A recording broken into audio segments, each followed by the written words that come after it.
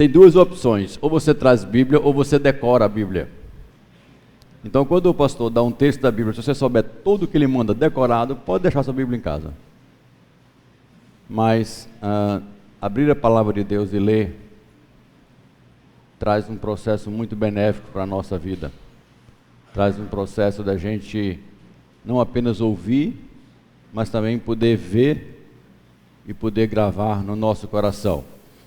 É por isso que Davi disse no Salmo 119: guardei a tua palavra na minha estante, para não pecar contra ti.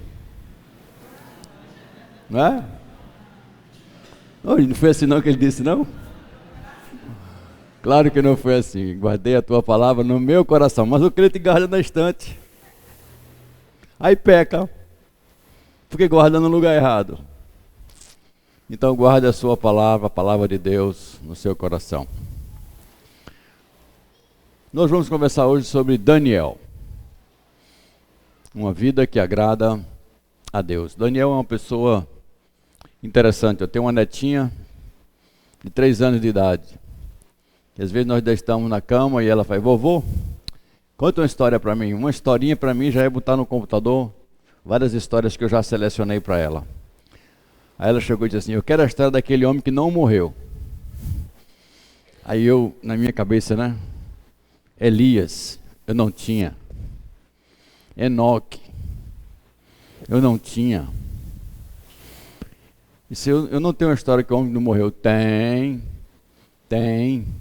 É aquele que ele quase morre no leão. Era a história de Daniel. E quando eu te falo de Daniel, a gente só pensa nas covas dos leões, não é mesmo? Eu vou dar uma outra ênfase na palavra de Deus em cima da vida desse homem que não era profeta, mas está entre os profetas. Não pregava o evangelho no meio da rua, porque era funcionário público. Não era sacerdote.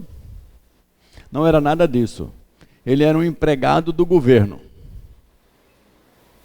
Quantos funcionários públicos tem aqui? Pronto. Ele era um funcionário público que nem você. E um alto funcionário. Mas ele não começou como funcionário. Ele começou com office boy, com trabalho escravo. E foi bem diferente. Vamos curvar nossas cabeças mais uma vez? E eu quero que você ore a Deus pedindo: Senhor, fala ao nosso coração nessa manhã. Peça para Deus falar alguma coisa para você nesta manhã. Vamos orar.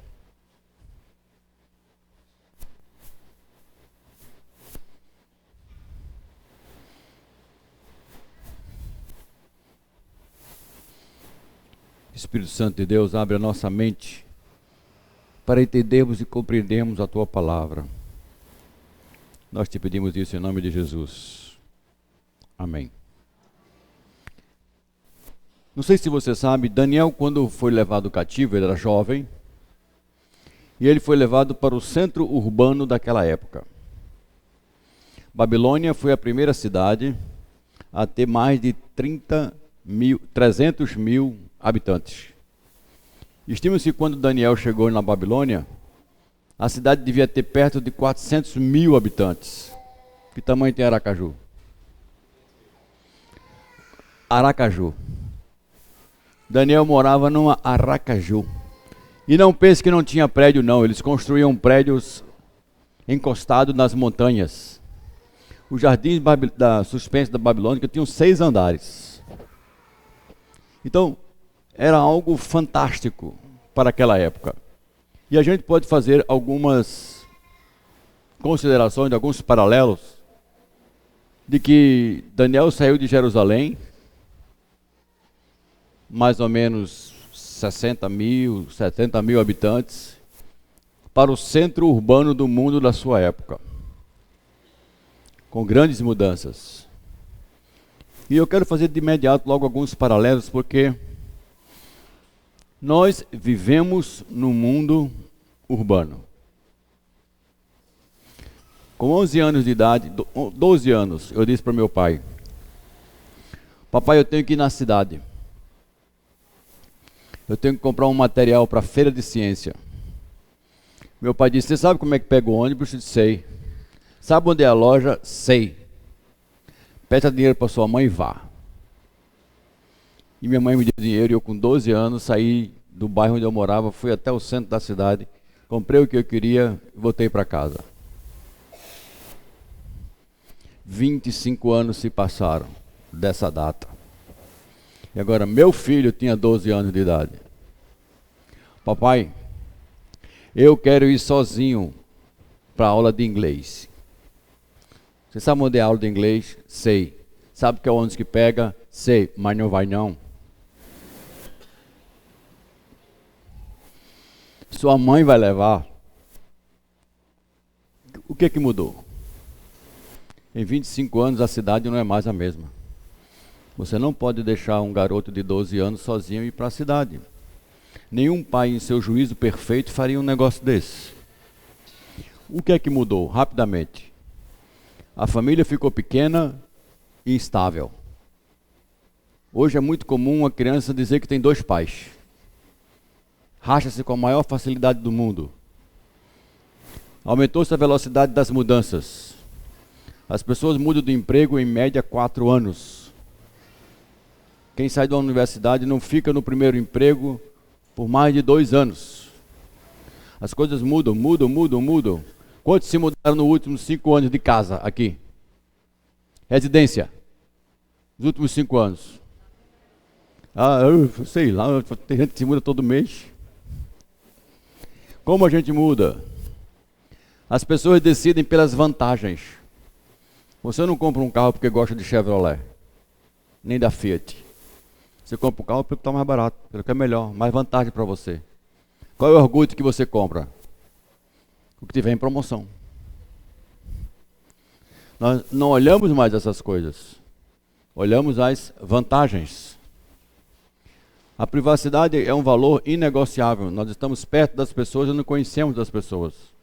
Quem mora em apartamento, quem é aquele fulano aqui? É o morador do 302. E aquele dali, é do 505. Como é o nome dele? Sei não.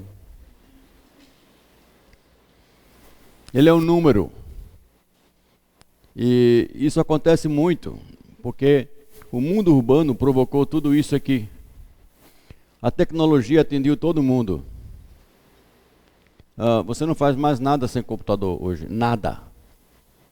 Nem tirar um dinheiro do banco. Até o analfabeto, se quiser tirar dinheiro, ele tem que saber como que faz. A tecnologia atingiu tudo.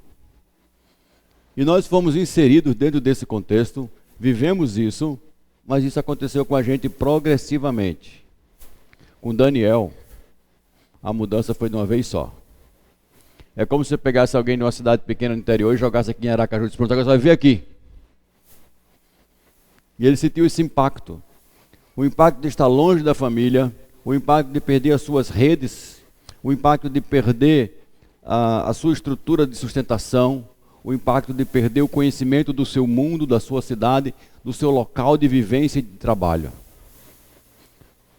O impacto de não ter mais a liberdade de ser o Daniel que ele era em Jerusalém. Agora ele era escravo de uma outra cultura, de uma outra língua, de um outro esquema de vida. E esse rapaz foi colocado aí. Nesse ambiente, 4 coisas aparecem e que se destacam diferentes quando a gente lê o livro de Daniel. Primeira decisão de Daniel de ser independente das circunstâncias para obedecer a Deus. Como a gente negocia a obediência a Deus? Jovens sabem que a Bíblia ordena que não deve nem namorar, nem casar com pessoas que não servem o mesmo Deus que ele. Mas passam por cima disso. E acham que podem brincar.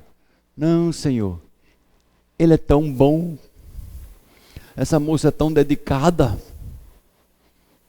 E depois choram porque o casamento não deu certo. E assim nós tentamos negociar a nossa vida, as nossas estruturas. Começamos a negociar o nosso compromisso com Deus. Mas, olha a situação de Daniel. Daniel não foi convidado para um novo emprego na Babilônia. Ele não foi fazer pós-graduação na Babilônia. Ele foi sequestrado, literalmente. Tirado da sua zona de conforto. Levado como escravo. e colocado num lugar que ninguém o conhecia. O que ele fizesse naquele lugar, ninguém ia dizer nada contra ele, porque ninguém o conhecia. Agora, pesa contra Daniel o fator de ele poder perguntar assim: por que é que Deus permitiu isso acontecer? Daniel tinha N razões em nível humano de fazer perguntas como essa. Entretanto, ele e os seus 3 amigos, como era o nome deles? Não, vocês não estão falando babilônio. Eu falo hebraico. Misael, Ananias e Azarias. Esse é o nome dos homens. Os outros são nomes babilônicos, que são nomes pagãos. Dizem respeito à idolatria pagã da Babilônia.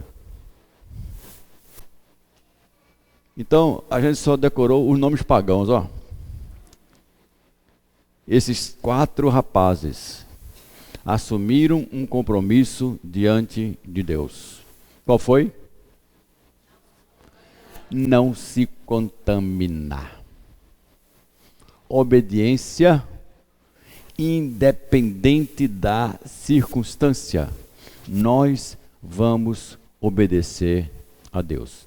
Pensem comigo. Quem ia reclamar deles se eles comessem a comida do rei? Ninguém.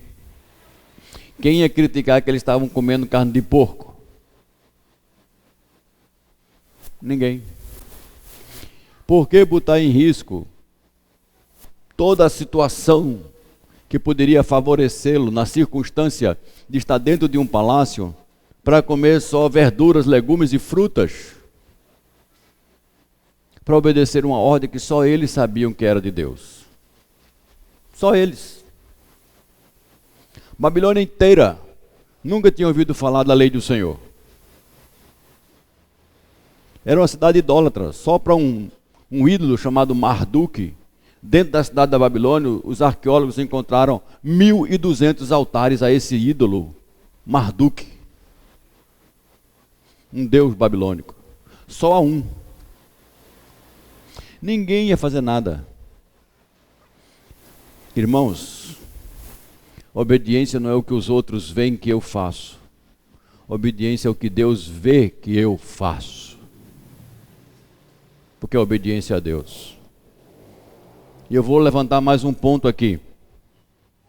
A obediência a Deus, quando praticada na juventude, tem consequências para o resto da vida. E o oposto é verdadeiro e doloroso. A desobediência às ordens de Deus, quando praticada na juventude, tem consequências para o resto da vida. Aquele jovem disse: os jovens disseram: nós vamos obedecer a Deus, nós vamos pagar o preço. Me preocupa bastante. A última estatística, feita com várias igrejas evangélicas no Brasil, apontou um dado alarmante. Alarmante. 80% dos jovens que frequentam igrejas evangélicas já experimentaram sexo antes do casamento. 80%. Isso é alarmante. Estão pensando que não tem consequências. Estão pensando que podem zombar de Deus, plantar vento e não colher tempestade. E se você é jovem aqui da igreja, está pensando que você brincar com essa área não vai colher tempestade, você vai. Você vai. Porque quando Deus diz que alguma coisa não é boa, é porque não existe nada melhor do que o bom de Deus. Entendeu? Grave essa frase. Não existe nada melhor do que o bom de Deus. E quando a Bíblia diz não é bom que o homem e a mulher tenham sexo antes do casamento, só o diabo é que vai dizer que tem coisa melhor. porque ele sempre diz que tem uma proposta melhor do que a de Deus. Isso ele fez até com Adão e Eva. O que é que Deus disse? Não coma. E Deus disse que isso era bom. Aí o diabo, não, peraí, tem coisa melhor. Deus não te deu o melhor. O melhor é comer, que tu vai ser igual a ele, mulher. Come. E a mulher acreditou que o diabo podia fazer algo melhor do que Deus. Resultado? A desgraça que a gente vê hoje acontecendo no mundo. Nunca deixe ser iludido, jovem. Não existe nada melhor do que o bom de Deus. Aqueles jovens disseram: não vou me contaminar. Babilônia não pode ser melhor do que o que Deus explicou e do que Deus ordenou para o seu povo. Daniel não foi o único nesse exemplo. Os seus amigos também seguiram a mesma.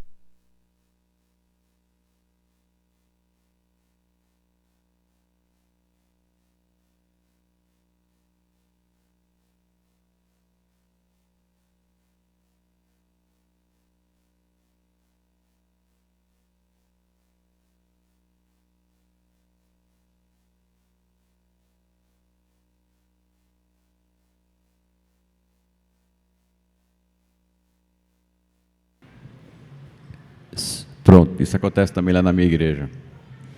Aí eu mudei comprar 12 pilhas recarregáveis. Eu disse: olha, se acontecer a próxima vez, eu vou recarregar você na tomada.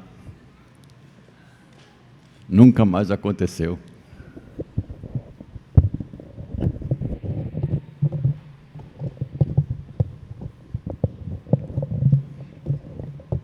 Esse aqui nunca falha. Está ótimo. Então, queridos, essa questão da obediência, ela não pode estar na mesa de negociação pelas circunstâncias. A obediência é incondicional. Deus não disse assim: quando você estiver bem de vida, dê o dízimo, quando estiver mal, está dispensado. Não. É incondicional. Quando der para falar a verdade, fale. Se for muito complicado, uma mentirinha branca não faz problema nenhum. Às vezes é bom mentir. Não, nunca é bom mentir. Quando Deus estabelece a sua verdade, essa verdade não está condicionada a situações. Então, quando Deus lhe der uma ordem, cumpra. Quando a palavra de Deus diz faça, não negocie. Porque Deus honra aqueles que lhe obedecem. Se você ler o capítulo 26 do livro de Levítico, lá você tem no capítulo inteiro duas divisões. Primeira divisão, as bênçãos da obediência, e ele lista. Depois tem as maldições da desobediência, e Deus lista. Sabe quem está amaldiçoando? Não é o diabo, não. Quem está amaldiçoando é o próprio Deus. E agora eu vou acoplar um texto que os crentes não gostam. Agindo Deus, quem impedirá? Se Deus decidir lhe amaldiçoar, quem vai impedir? Porque se o diabo decidir me amaldiçoar, Deus pode me abençoar. Mas quando Deus decide me amaldiçoar, quem é que vai impedir? Ninguém. E é por isso que a Bíblia diz: terrível coisa é onde? Cair na mão do diabo. Não. Terrível coisa é cair na mão de Deus vivo. Não desobedeça a Deus. Não fique debaixo da maldição de Deus. E foi isso que Daniel fez. Segundo exemplo, na vida deste homem, oração como necessidade vital. Eu acredito, eu disse no congresso, que a área mais negociada hoje em dia, do século 21, para os habitantes da cidade, é a oração. Nós vivemos num corre-corre tão grande, num puxa-estica tão forte, numa agenda tão grande. Eu estava subindo no elevador e uma garotinha de uns 8, 9 anos, chamada Raíssa, muito bonitinha, que mora lá no prédio. De vez em quando eu converso um pouco com ela. Eu estava chegando da igreja E ela chegando da escola esbaforida, ela é loirinha, com as bochechas rosadas. Eu disse: eita, Raíssa, tu agora vai tomar um banho e vai brincar. Ela olhou para mim assim: o senhor não viu a minha agenda? Eu disse: como é o negócio? Agenda? Que agenda, Raíssa? Ela meteu a mão na bolsa, catou uma agenda e me mostrou. Aqui, 1h30, natação, não sei o que lá, aula de não sei o que, mais não sei o que, depois 5 horas, tarefa de casa, depois... Meu Deus! Ela tem 9 anos. Quando essa mulher foi professora de escola dominical, o que ela vai fazer com os alunos? Como é que ela vai tratar as pessoas? Como é que está comigo? Marque primeiro na minha agenda. Como é que pode um negócio desse? Pessoas estão sendo educadas para trabalharem num rush tão grande que uma criança de 9 anos passa a ter 3 expedientes durante o dia. E o pai acha isso uma maravilha. Um expediente meu, sabe onde era? Na rua. Minha mãe dizia assim: olhe, é melhor você pegar a sua cama e botar na rua, porque o seu negócio é rua. Nós não temos mais esse tipo de coisa de brincar com criança. É com fom, com tom, vontom, judô. A gente arruma tudo de coisa com a criança, porque nós não temos tempo mais para as nossas crianças. E estamos achando que está tudo certo. Nós estamos percebendo que o corre-corre do dia de hoje, por causa dessas múltiplas atividades, é difícil encontrar um jovem que não trabalhe 3 expedientes, porque ele está na escola, 2 ele está arrumando dinheiro, ou pessoas na igreja que tenham 2 empregos para aumentar a renda. E aí, quando se chega para alguma tarefa ou algum trabalho e se pergunta: você pode fazer isso para mim? Ah, pastor, não tenho tempo. Já ouviu isso aqui, Alain? É mentira, viu? Quando um crente da sua igreja disser que não tem tempo, ele está mentindo. Pode dizer: o pastor Sérgio disse que isso é mentira. Não diga que você não tem tempo não, porque essa é a maior mentira que você pode dizer. Quanto tempo você tem por dia? Igual a mim, interessante. Tu podes vender 1 minuto para mim? Para eu ficar com 24 horas e 1 minuto e tu ficar com 23 e 59? Você pode alugar, doar, ceder, fazer comodato. Você não pode fazer nada, é seu. Então você tem tempo.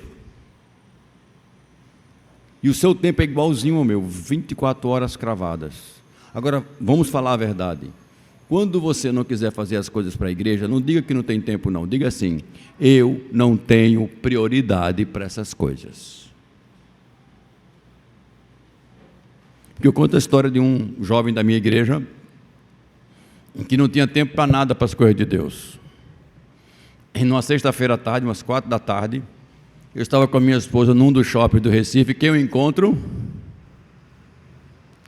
O rapaz sem tempo. Com quem? Com uma moça sem tempo. Não é interessante os dois sem tempo? Aí eu olhei e disse: como é que vai? Conseguiu tempo para a moça? Aí ele riu. Mas é exatamente isso que acontece. Quando eu na minha vida digo que algo é importante, aquilo assume prioridade, e aí eu dou tempo. Se a oração for prioridade na sua vida, você tem tempo. Mas se ganhar dinheiro é que é o importante, quem vai ter tempo é dinheiro. E há muitos anos atrás, um dos programas da televisão era Topa Tudo. Pois é, o crente está vivendo assim.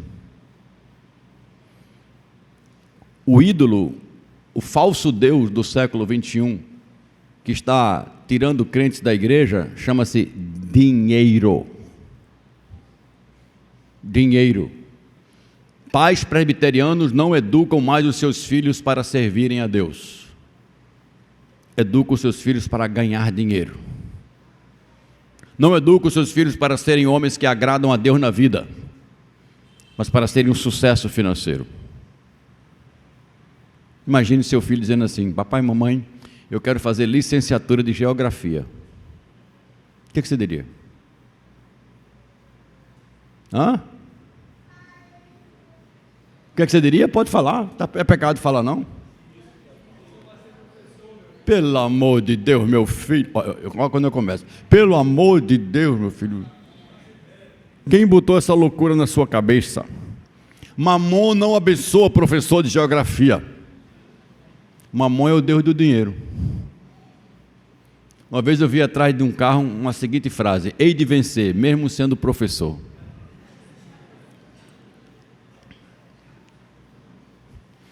Ainda mais de geografia. Nenhum problema se tiver algum professor de geografia aqui, por favor. É porque dinheiro não abençoa o professor de geografia mesmo, não.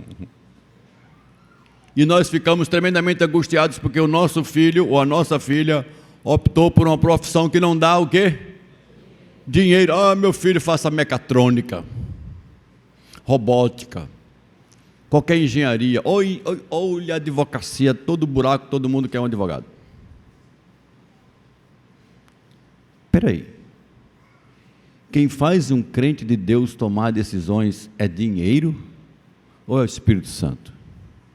E se for o Espírito de Deus que está chamando um dos nossos filhos para ser professor de geografia, quem vai decidir é dinheiro? Qual é o pai que pergunta para o filho desta igreja ou de qualquer outra igreja presbiteriana: filho, é o Espírito Santo de Deus que está te chamando para ser professor de geografia? Tem certeza disso, meu filho? Sim, faça. E Deus proverá. Vá, meu filho, vá. Ouça a voz do Senhor. Nós não ouvimos mais a voz do Senhor porque não oramos mais.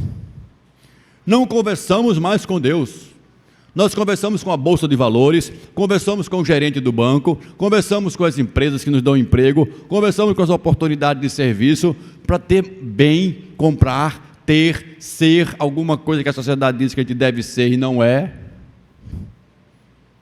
Mas não oramos mais.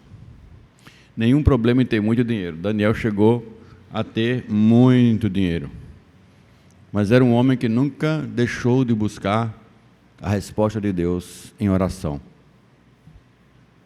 E quando todo mundo ia morrer, porque não sabia dizer qual era o sonho do rei, Daniel disse: eu quero um dia para orar ao meu Deus. E ele orou: Senhor, nós vamos morrer. E Deus revelou o sonho de Nabucodonosor para Daniel.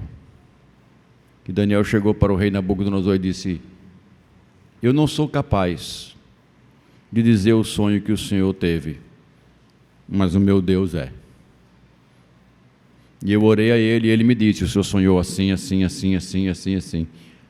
A partir dali o rei fez de Daniel um homem de grande importância dentro do reinado. Mas ele era um homem de oração. E a oração de Daniel era uma oração de rotina. A Bíblia diz que todo dia ele reservava 3 períodos para orar. Como é que vai a tua vida de oração? Como é que vai? Irmãos, existem várias maneiras de orar. Existem aqueles irmãos que entram no quarto, fecham a porta e oram 1 hora, 1h30. Eu não sou esse tipo de gente. Não quer dizer que eles estão certos, que eles estão errados. Eu tenho um senhor na minha igreja, quando ele começa a orar, eu digo: pronto. Como é que eu vou acompanhar? Porque ele ora 40 minutos, 50 minutos, e com uma facilidade imensa. Na metade da oração dele, eu já estou pensando na minha neta. Não estranhe não, é um pastor que está falando, eu tenho dificuldade de ficar muito tempo numa coisa só, de olho fechado, minha cabeça roda. Eu não sei se você é assim. Outras pessoas não são assim. Mas é interessante notarmos que quando a gente perde a consciência de com quem a gente está falando, a gente começa a botar outras coisas Eu não estou dizendo porque eu tenho essa dificuldade, não quer dizer que você não ora mais de meia hora. Ora sim.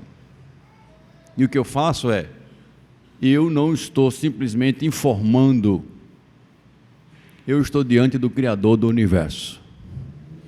Então se policie, traga a sua mente para esse momento de importância e entenda com quem você está falando. Mas, particularmente, eu prefiro orar muitas vezes ao dia, menos tempo.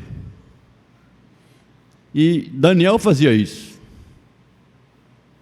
Ele, de certa forma, distribuía a frequência da oração dele ao longo do dia. E nós temos que entender que oração não é uma reza que você pratica quando vai comer, quando acordou, quando vai deitar. E alguns crentes parece que só dão notícias para Deus, do tipo, Senhor, acordei, Senhor, vou comer, Senhor, vou dormir. Outros tratam a Deus como se fosse o hospital. Só busca quando tem problemas, quando tem dificuldades.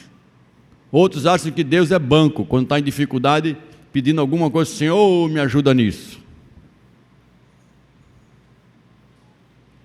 Precisamos entender, irmãos, que oração é conversa de filhos e filhas com Deus, com seu Pai. Pai nosso, que estás no céu. Mas parece que a gente tem um pai dia de domingo e vive órfão durante a semana. Só fala com Deus uma vez por semana. Como se Ele não morasse conosco.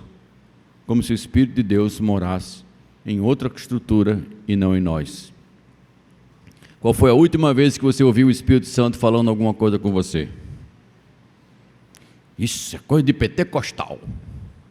Se isso é coisa de pentecostal, eu sou. Porque como é que o Espírito Santo mora comigo e eu não ouço nada dele? Como é que você mora junto com a sua esposa e você não ouve nada dela? Qual foi a última vez que você ouviu alguma coisa da sua esposa? A última vez eu estava ali no carro. Ela mora comigo.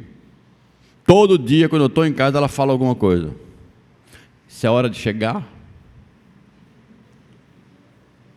Já almocei, viu? Mas também aquela hora assim, ô benzinho, né? Você ouve de tudo. Mora comigo. E é prazeroso. O Espírito de Deus mora comigo e eu não converso com Ele. Tem crente que não sabe nem o que é ouvir a voz do Espírito Santo, então não é conversa. Se eu não converso com o Espírito Santo de Deus, você pega um celular, grave tudinho, deixa falando lá e vai embora e Deus ouve. Não é assim. É diálogo. E quando nós lemos Daniel, você vai encontrar Daniel falando para Deus e Deus falando e orientando Daniel. Então, irmãos, a oração se torna, na vida do crente, uma atitude não negociável. Vocês estão lembrados por que Daniel foi parar na cova dos leões? Quem sabe? Por causa de oração. Ele foi parar numa cova de leões por causa de oração. O rei, iludido por pessoas que eram invejosas de Daniel, fizeram ele assinar um decreto proibindo pedir qualquer coisa a qualquer Deus e falar com qualquer Deus durante 30 dias que não fosse o rei. Só podia pedir ao rei, só podia orar ao rei. A Bíblia diz assim, lá no capítulo 6, versículo 13: quando Daniel soube que o rei assinou o decreto, foi para sua casa, abriu a janela do seu quarto, se ajoelhou e orou. Ele podia estar orando 30 dias dentro da casa dele com tudo fechado. Quem quer saber? Ninguém, é só 30 dias. 30 dias orando dentro do quarto sem ninguém ver. Qual o problema? Depois eu oro lá de fora. Mas como é que Daniel era conhecido dentro do palácio? Você sabe? Como um homem que conversava com Deus. E se aquilo estava proibido e ele ia morrer por causa daquilo, sabe o que ele fez? Abriu a porta da janela da casa, abriu a janela abriu para todo mundo ver, se ajoelhou e disse: olha, pode me matar, mas eu não vou parar de conversar com meu Deus, não. Eu não vou parar. Tal era a necessidade que Daniel percebia e sentia de oração. Meu irmão, oração na vida cristã é como oxigênio para o corpo. Se você não está orando, se você não tem orado, talvez seu espírito está morrendo, porque você não ora. E se você não sente necessidade, me desculpe, você está muito longe de Deus. Muito longe. Muito longe. Deixe-me caminhar. Algo que deixa bem claro no livro de Daniel é a providência. Confiar na providência. A gente, como crentes presbiterianos, somos muito enfáticos na doutrina de que todas as coisas estão debaixo do controle de Deus. Estão mesmo. E que Deus providencia. E a gente gosta dessas coisas. A gente se sente bem de contar os livramentos de Deus, de como que Deus proveu. E eu olho para os carros dizendo assim: quando Deus quer, é assim. E quando Deus traz uma doença para que a gente glorifique a Ele na doença, que tal botar uma camisa assim: quando Deus quer dar câncer, é assim. Já viram alguém fazer isso? Vocês já viram isso nas portas de hospital? Quando Deus quer é assim, o cara está lá todo arrebentado. Ou Deus não faz essas coisas? Ou Deus não leva o crente a passar por grande dificuldade, para através da dificuldade o nome dele ser glorificado? Sim ou não? Sim, Daniel é o modelo. Mas não tem só ele não. Você quer mais do que José? Você sabe quanto tempo José ficou sem ver os pais, depois que ele foi vendido pelos irmãos? Você tem ideia? Cerca de 27 anos. 27 anos. Quando José trouxe Jacó, os filhos de José já eram grandes, e Jacó colocou eles no colo, nem no braço foi mais. Já era para botar no colo, de tão grande que os filhos de José já era. Olha lá, gente. 27 anos, prisão, escravidão, para Deus colocá-lo onde? No primeiro lugar de autoridade depois do faraó. Você teria disposto por sofrer por 20 anos para depois receber uma boa aposentadoria? Sim? Não. Por favor, não. Nós temos que entender que a providência de Deus nem sempre está ligada ao fator daquilo que o mundo considera vida boa. Está ligado sempre à glória de Deus, não à nossa. Mas nós só entendemos providência quando nos beneficia de alguma maneira. Quando nós temos proveitos pessoais. Há situações na nossa vida, irmãos, que na ótica humana ela se aparenta como contrária à providência de Deus. E às vezes Deus faz coisas que a gente não consegue entender. Como é que Deus faz aquilo acontecer na vida de homens que são dedicados, na vida de mulheres que são dedicadas? Como é que um homem dedicado como Daniel vai parar numa cova de leões? Como é que Deus deixa isso acontecer? Como é que Deus deixa que 3 servos que não se curvam diante da estátua que o rei Nabucodonosor mandou fazer, sejam condenados para jogar dentro de uma fornalha? E eu não sei se vocês estão atentos lá no capítulo 3, o que é que aqueles 3 servos de Deus disseram ao rei. Porque Nabucodonosor havia dito para eles: olha, vou lhe dar mais uma chance. Vou mandar tocar a trombeta, E se vocês não se ajoelharem quando tocar a trombeta diante da imagem que eu mandei fazer, eu vou jogar vocês na fornalha. Sabe qual foi a resposta daqueles 3 homens? Não precisa mandar tocar a trombeta não. Não toque mais trombeta não. Fique sabendo, ó rei, que nós não nos ajoelharemos diante da imagem que o Senhor fez. Se o Senhor Deus quiser nos livrar, a providência dele, ele vai nos livrar. Se o Senhor Deus não nos quiser livrar, nós morreremos, mas não nos ajoelharemos diante da sua estátua.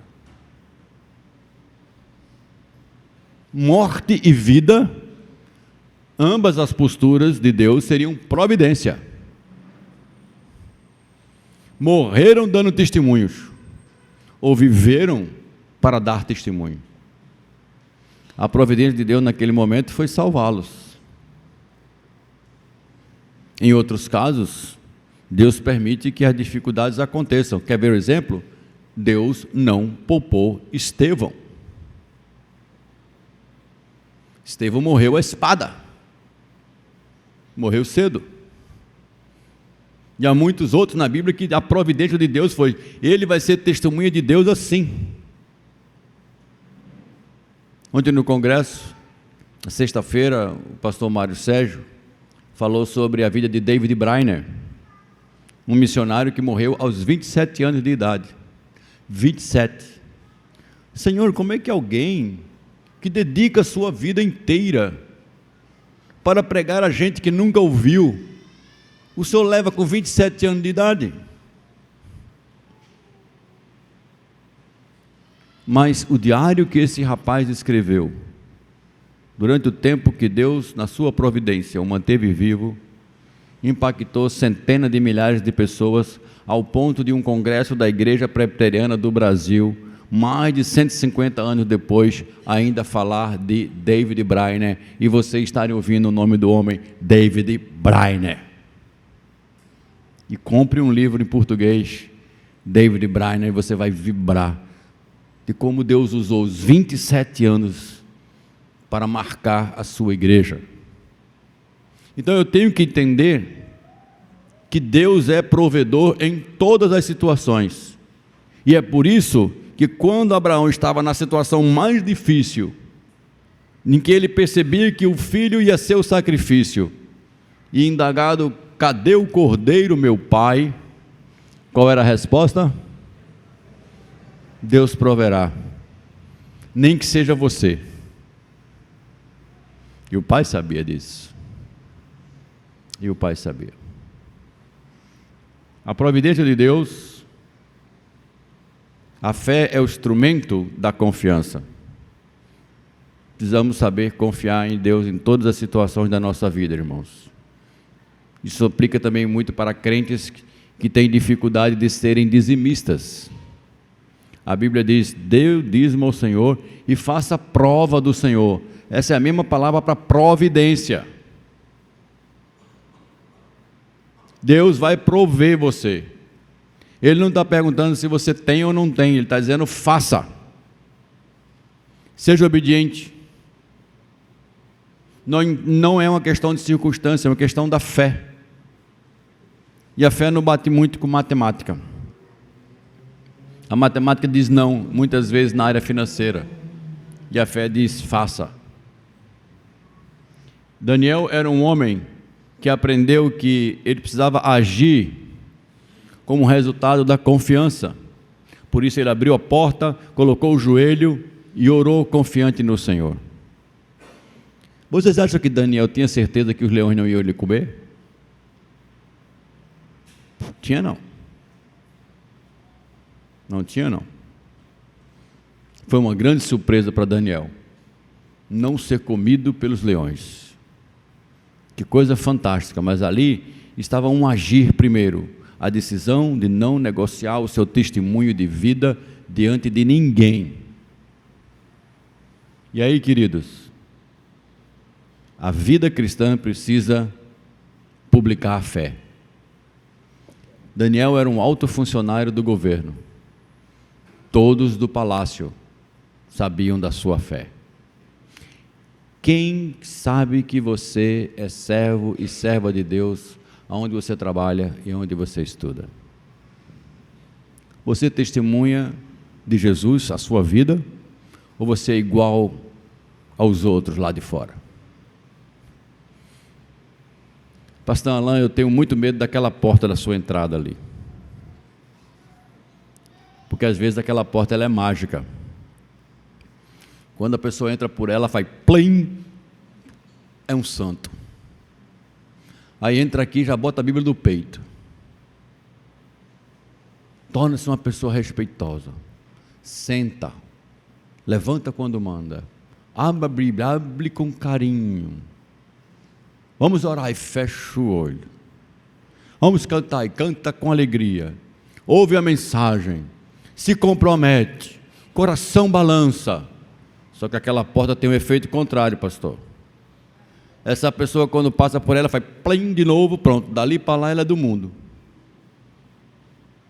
Não é mais crente. Que parece que a maioria das igrejas evangélicas tem uma porta mágica. Que transforma crentes aqui dentro e transforma de volta para pessoas do mundo quando passa por ali. Dali para frente ela é igual a qualquer um. Ninguém nem sabe quem ele é, crente. Nem que é de Jesus, nem pelo que fala, nem pelo que faz, nem como negocia, nem pelo que estuda, nem onde mora. Ninguém sabe quem ele é. Agora aqui dentro sabe. Isso não acontecia com Daniel. As pessoas com quem Daniel trabalha disseram assim: nada pode ser feito contra este homem, porque ele é honesto em tudo que faz. Se vamos encontrar alguma coisa contra ele, é através do Deus a quem ele serve. Então todo mundo sabia a quem Daniel servia. Você leva a Bíblia para o trabalho? Hoje em dia estão sendo considerados, irmãos, o trabalho a próxima fronteira missionária da igreja da cidade. Você conhece a vida das pessoas com quem você trabalha mais do que, às vezes, familiares das pessoas, daquela pessoa do seu trabalho. Você sabe onde mora, você sabe o que gosta, você sabe do problema, você sabe da roupa que usa, sabe dos conflitos de casa. Com quem a gente trabalha, a gente sabe um monte de coisa, porque a gente passa geralmente de 6 a 8 horas por dia com esse grupo de pessoas. Nem com a igreja a gente passa tanto tempo. Estamos jogando no lixo essa oportunidade de testemunhar. Testemunhar nem sempre é falar. Eu digo que o testemunho começa com o modelo de vida cristã. O seu, o que você faz como pessoa. Daniel fazia isso. O testemunho de vida dele propagava a fé, mas ele também falava. Oportunidades para verbalizar a fé. E por fim, a santidade e humildade para servir. A Bíblia diz assim: se humilhe perante a mão do Senhor, e Deus vai exaltar você no tempo certo. Você não fica sem recompensa aqui ou na outra vida, se você se submete ao Senhor. E o que é que Deus fez com Daniel?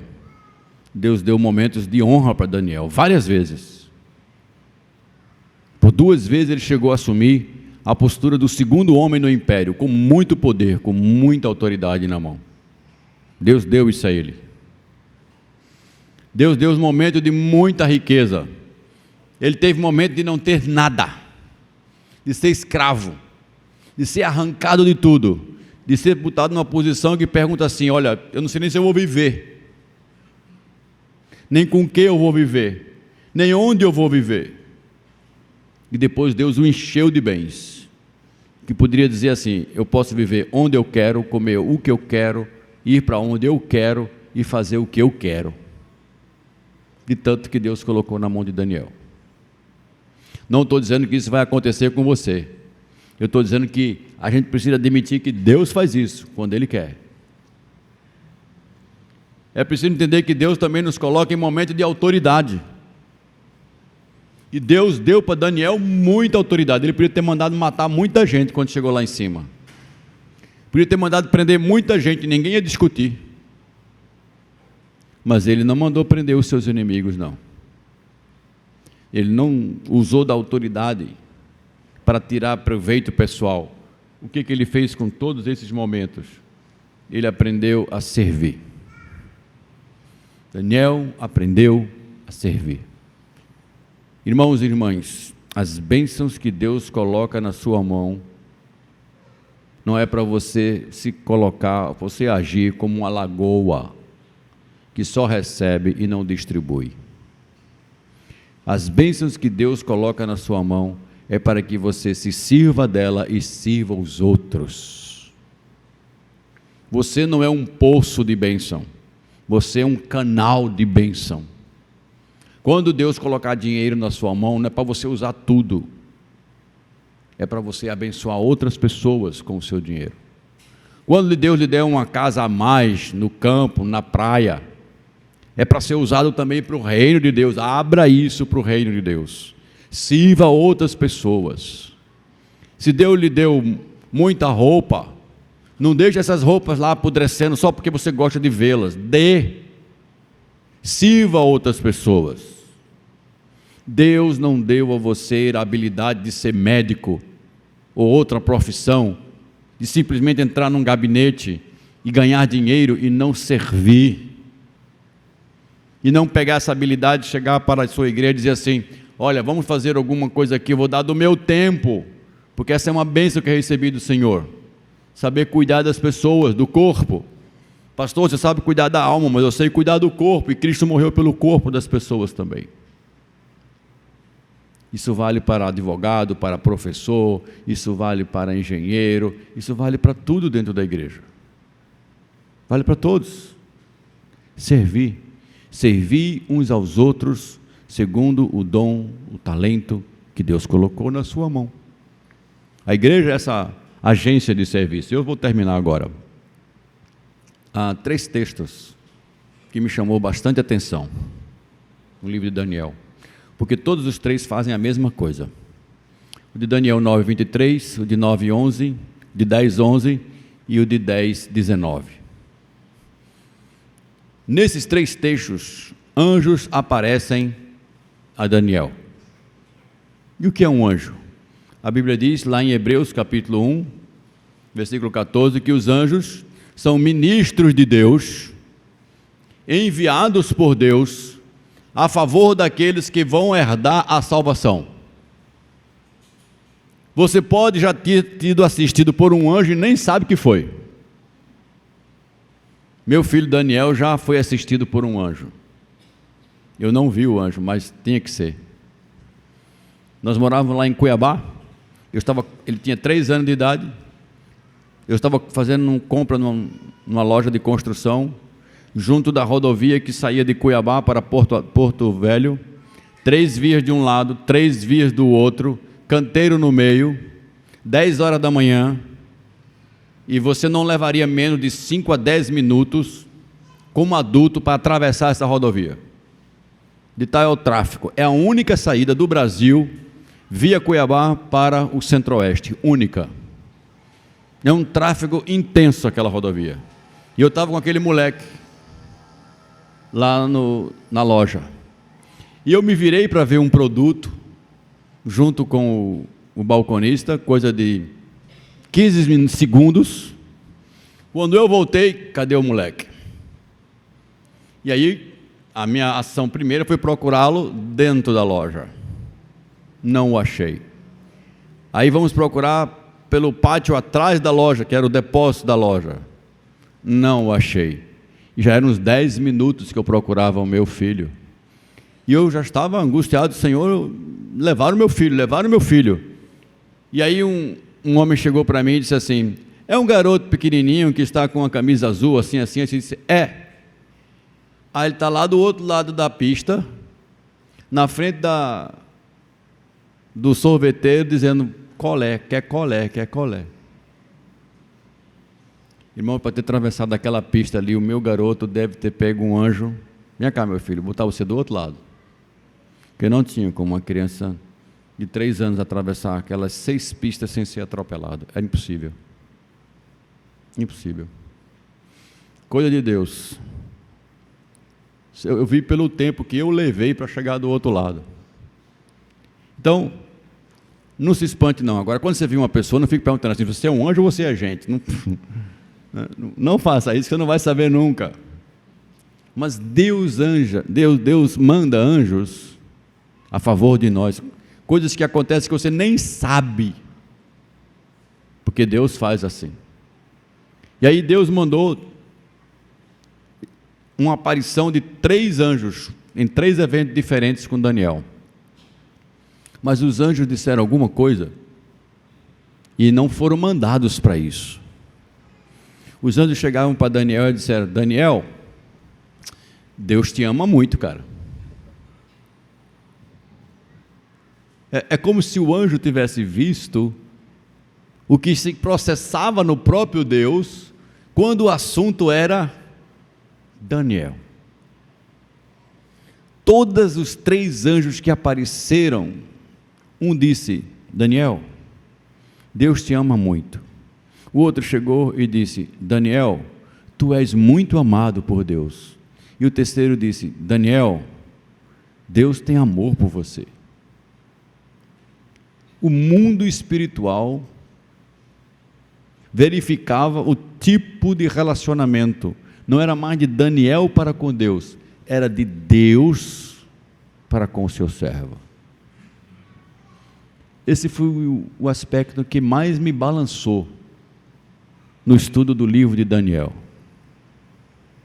Um homem do qual Deus se agrada. Ao ponto dos anjos dizer: ó, Deus gosta de você, cara. Poxa, ele fez umas coisas lá, tem que gostar muito de você. E me veio algumas perguntas que eu quero trazer para vocês.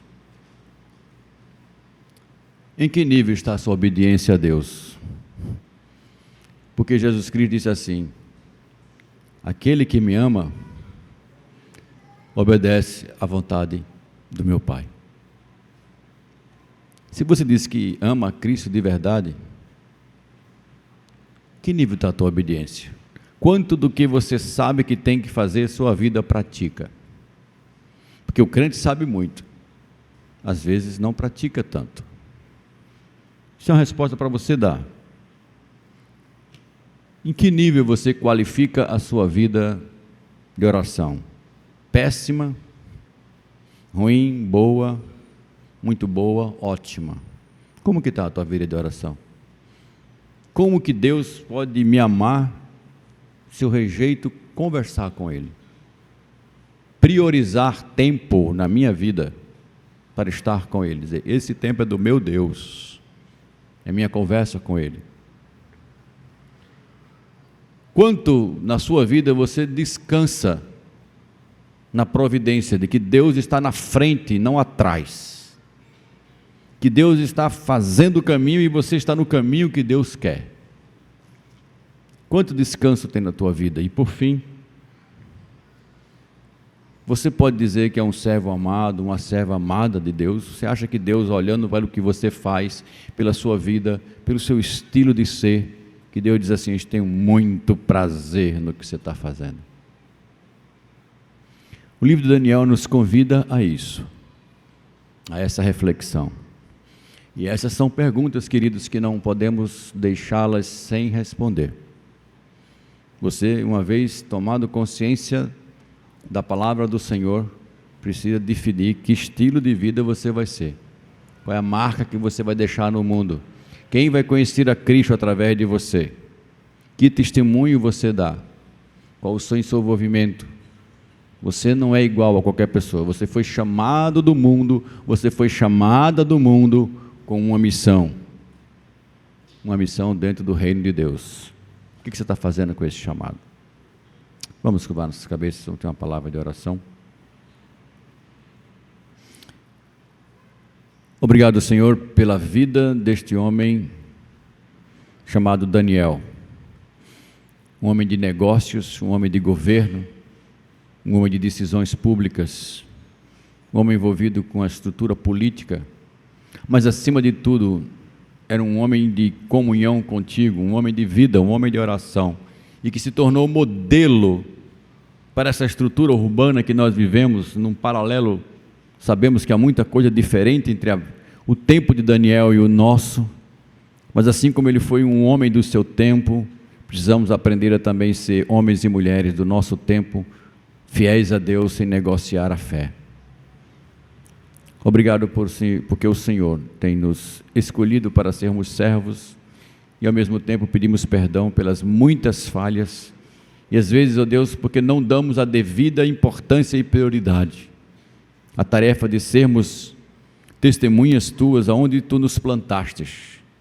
E a entendermos também que os recursos que tu nos dás não são simplesmente nossos ou para nós, mas que somos canais de bênção do reino de Deus, para a igreja, para os outros e até para não crentes. Abençoa esta igreja, seus pastores, que o Senhor abençoe a comunidade, os membros, abra muitos ministérios, muitas ações dentro da igreja e muito mais fora da igreja, onde o amor de Cristo, o bom perfume de Cristo possa ser percebido e anunciado. Oramos assim em nome de Jesus. Amém.